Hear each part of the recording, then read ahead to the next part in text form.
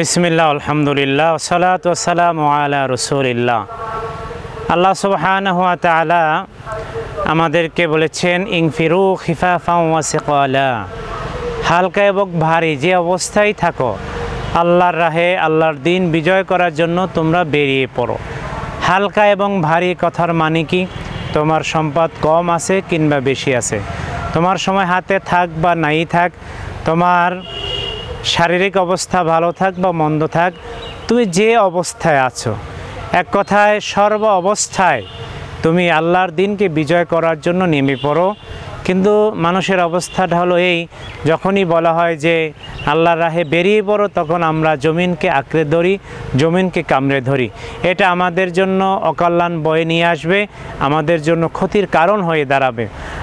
আমি যে অবস্থায় আছি, যে বয়সেরই আছি না কেন, ওই অবস্থায় আল্লাহ সুবহানাহু ওয়া তাআলার দিনের খেদমত, দিনের কল্যাণ আমরা সাধন করতে পারি, আল্লাহর দিন বাস্তবায়ন করার জন্য চেষ্টা করতে পারি।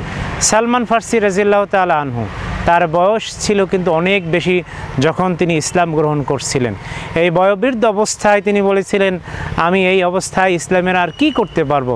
কিন্তু দেখা গেল আহজাবের যুদ্ধে, অর্থাৎ খন্দকের যুদ্ধে তার পরামর্শেই কিন্তু মদিনার 3 দিক খণ্ডন করা হয়েছিল, মানে খনন করা হয়েছিল।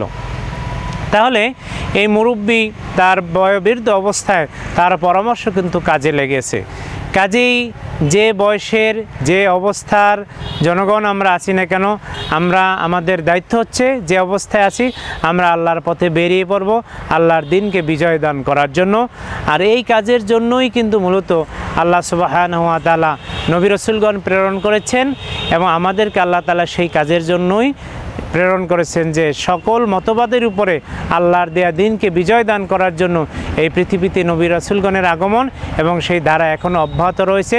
যতদিন না পর্যন্ত আল্লাহর জমিনে আল্লাহর দিন বাস্তবায়ন না হচ্ছে, ততদিন পর্যন্ত যে অবস্থায় আমরা আছি আমরা আল্লাহর পথে সংগ্রাম চালিয়ে যাব।